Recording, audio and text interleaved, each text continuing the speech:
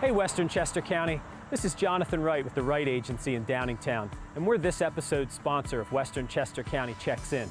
The Wright Agency is a full-service, independent insurance agency.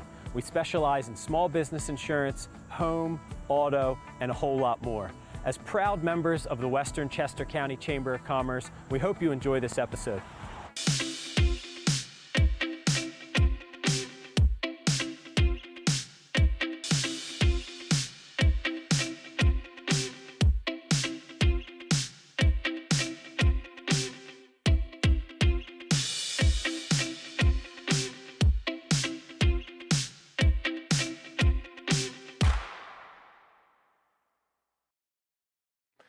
Welcome to Western Chester County Checks In. I'm your host, Justin Chan.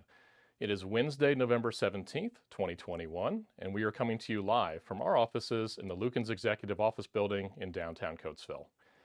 We have a great show for you today, sponsored by our friends at the Wright Agency. Ashley visits Highland Orchards. We learn about estate planning from attorney Vince Carosella in our Business Insight segment, and Rachel visits Wentz Funeral Home in Coatesville. Finally, I'll update you on the future plans of this show after the end of this year. First, let's talk about some upcoming chamber events. Our next big event is the Time for the Trades, and that's going to be Friday, December 3rd, 7:30 a.m. to 9 a.m. That's at Delaware County Community College Downingtown campus. It's a great opportunity for businesses that are in the trade area to attend and learn more about getting good employees. This is a $15 event, includes breakfast. The next event is a member orientation in networking. That is on Tuesday, December 7th at Harry's. The orientation part is from 4 to 5, and networking is from 5 to 7. That's a free event. We're happy to announce our membership extravaganza date's been set. That's going to be on Tuesday, February 8th at Victory in Parksburg, as it's always been, and that'll be from 5 to 7:30. Visit westernchestercounty.com for more details on all of those events. Speaking of events, we had a lot going on last month. Our team at Valley Creek Productions celebrated our ribbon cutting here at the Lukens building with food from Triple Fresh and drinks from Animated Brewing and wine from Stargazers. We thank everyone for coming out to check out our new space, and we look forward to hosting many businesses here to shoot their video projects.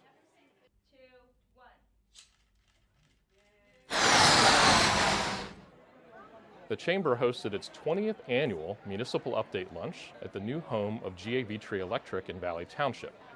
It was a great chance to network and find out about all the happenings in our local municipalities.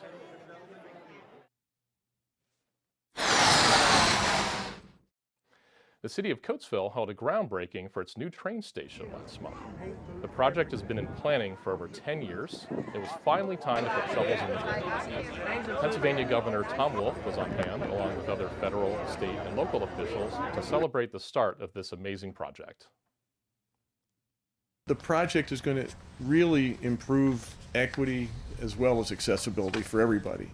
And that's exactly what we need in Pennsylvania. It's exactly what we need in Coatesville.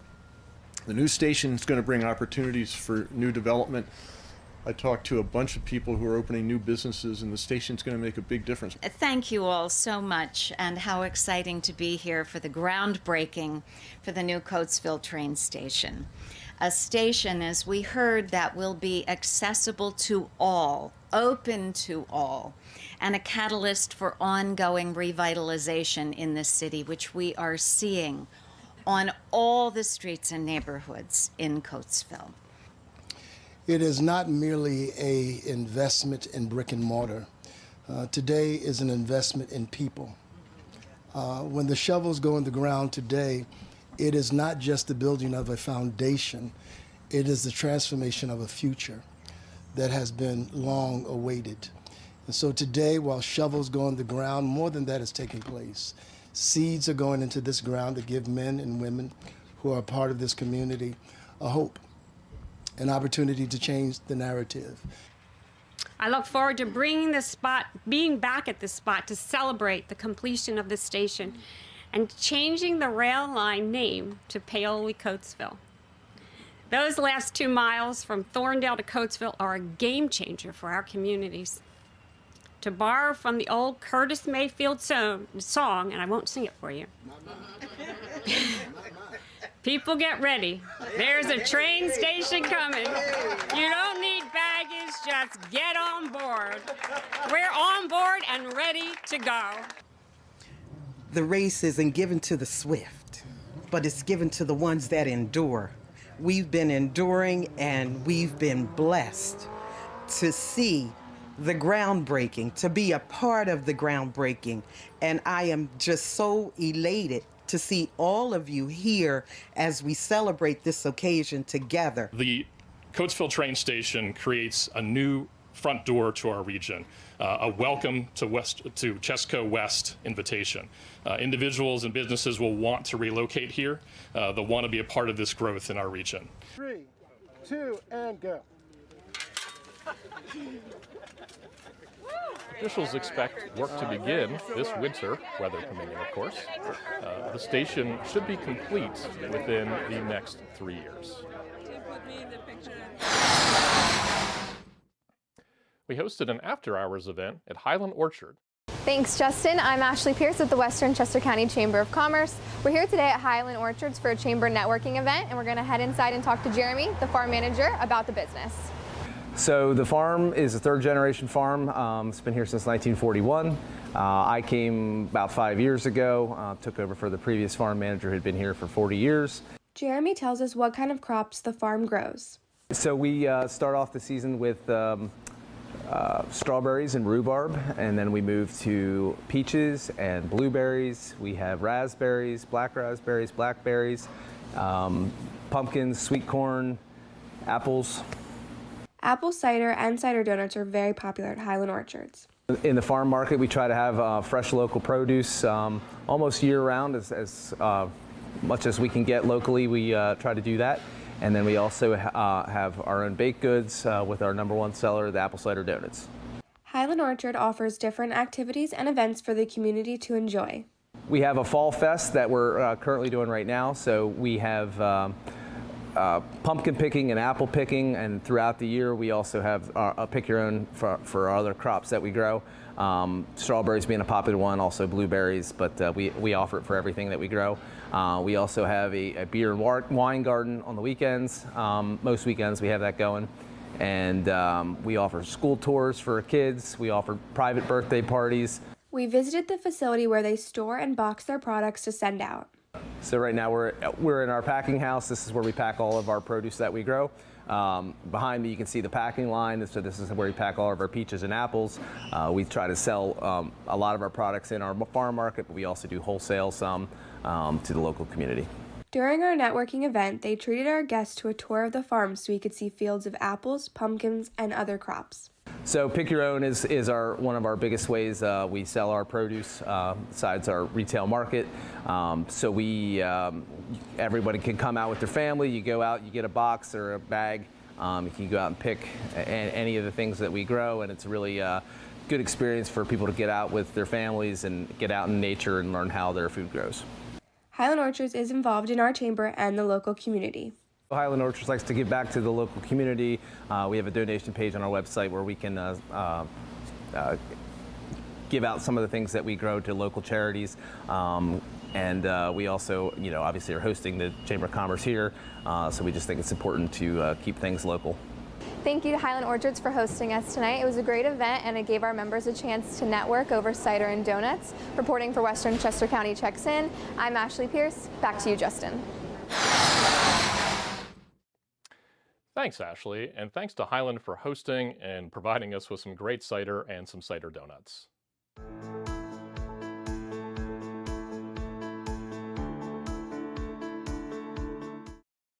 It's time for our Business Insight segment this week. This episode, we learn about estate planning for your business. It's time for our Business Insight segment this week, where we provide some of our chamber businesses with helpful tips to run their business. I'm here today with Vince Carasella with Carasella and Associates PC, attorneys at law. Thanks for being here, Vince. It's a pleasure. Thank you for having me. Yeah, you're welcome. So today we're talking about the retirement planning and kind of estate planning. So if I own a business, what's kind of some of those important things that I should do, simple things that I should do with my will and maybe even with the business to make sure that it's protected? Yeah. if you have a business, a corporation, a sole proprietorship, I don't care what it is, it would be important that you have a will that, that specifies who's going to be your executor, and that you have a durable general power of attorney, because, you know, God forbid you have an accident or you have a stroke or something and you need someone to sign business documents for you. If you have a durable general power of attorney where you assign that to somebody, a spouse or a friend or whomever, a professional, that business can continue to run while you're out of it. Right. The other thing is that if you pass away, a lot of people say erroneously, if I pass away, I don't need a will. If I pass away, my spouse will just get everything. She'll get the business, or he will get the business, he or she, and I don't have any worries about that. That's not correct. If you pass away in Pennsylvania without a will, your spouse only gets 50% of your estate. So that could be the end of the business, because the business would have to be divided up amongst other people, children. Maybe the children aren't getting along, maybe they're not getting along with the surviving spouse. You just never know what's going to happen. But if you have in your will that if I pass away, I leave my business interests to my spouse, that's where it goes. It goes to the spouse. Gotcha. So that's an important thing. Also, the will and the durable general power of attorney should have quite a few powers in it with respect to digital assets, because a lot of businesses keep their files up in the cloud. Banking is up in the cloud, passwords and things like that. And there's a law in Pennsylvania that says that you need to have digital assets specified in a will or a durable general power of attorney. It facilitates the person that you're leaving behind, or your helper if you're in the hospital or something, to be able to access these commercial assets. Right. So do the different types of businesses, like the different types of entities, do they have different types of things you would need to do for estate planning? So between an LLC or an S Corp, I mean, is there different steps that need to be taken? Well, one important thing would be is if you have a key person in the business that you would like that person to be offered the ability to buy the business at your death. Okay. You can specify in your will the terms and conditions under which that person can buy the business. You can always say in the will also, which I've done many times, that if so-and-so would like to buy my business upon my death, I want it offered to that person first. And I'm authorizing my estate to take back a note, say, for 5 years if the person doesn't have the money to pay the estate. Right. So there's a lot of different things you can do like that. Right. Thank you so much, Vince, for the tips and for being here with me today. My pleasure. Thank you. Thanks, Vince, for that valuable information. If you'd like to have your business or nonprofit featured on our show, we'd love to have you on. Reach out to our communication coordinator, Rachel. Her email is on the screen there, rachel@westernchestercounty.com.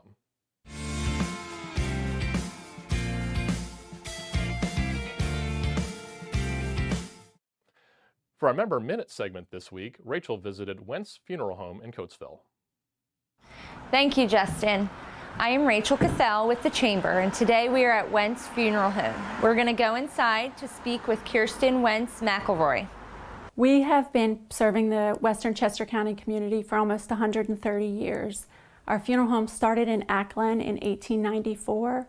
At the time, most of the funeral services were actually done in your family's home. My grandparents moved to Coatesville in the late 1930s to our present location here on Chestnut Street. So I am the fourth generation, making my mom the third generation funeral directors. We also met with Joy Wentz, and she tells us about their involvement in the community. We grew up in this community and remain a part of the community. We're very involved. But more than that, I think the fact that we've been here for a while, for generations, people trust us. They know that they can count on us when their family needs help, when they've lost a loved one. And I think that gives them a sense of comfort. A lot of people, some of the people we've buried for 4 and 5 generations, and they come back to us. And I think it's that trust and the fact that we're here. She is excited about what is happening in downtown Coatesville. I was born and raised here, as was Kirsten, and we've watched the changes, and we're really excited about what's going on in Coatesville. And we try to be a part of that. I'm in the Rotary Club, we're in the Chamber, involved in the Chamber, and I've served at the Senior Center, and we're involved in our churches, and we just try to step in with both feet and help the community whenever we can. Kirsten explains the options available for funeral services. We are proud to serve your family.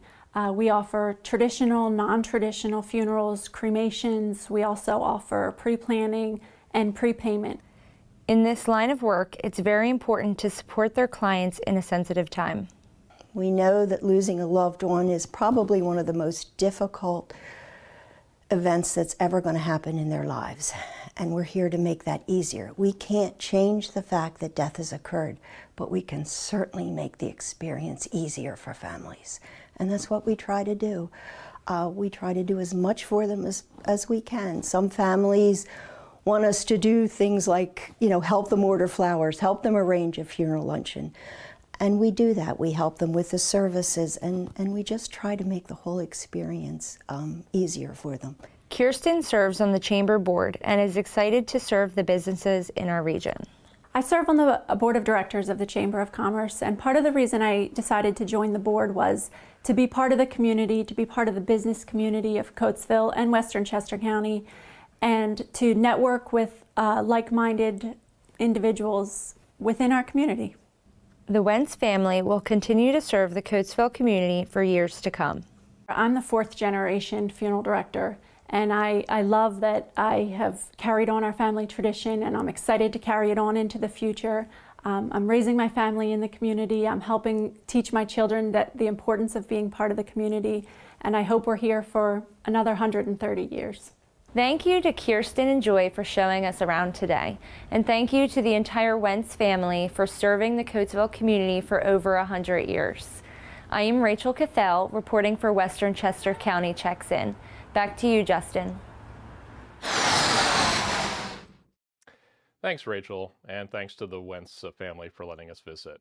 Those last two segments about death and loss were not easy to watch, but I think important for all of us to know and think about. That's it for our show today. We thank our sponsor, the Right Agency. It's been a great experience hosting this show for all of our chamber members and the Western Chester County community over the last couple years. After much thought, we decided the need for a live broadcast was no longer the best format for this content. We understand as COVID is kind of winding down, business owners are no longer stuck at home and are instead out and about during the day and not able to tune in for these regular shows. As a result, our 38th episode next month will be the final live episode of Western Chester County Checks In. We will continue to shoot segments about our members, partners, and community organizations and push them out as short videos 3 times a month. I encourage you to watch and share those stories about our other community members. So with that, tune in on December 15th at 11:30 a.m. for our final live episode. We will learn about properly insuring your house as property values continue to skyrocket on our Business Insight segment. We're working on a few stories about shopping and giving back during this holiday season, and we'll take a look back at the year 2021 in our year in review. So tune in for that, all those stories and more next month. For now, I'm your host, Justin Chan. Thanks for watching, and we'll see you next month.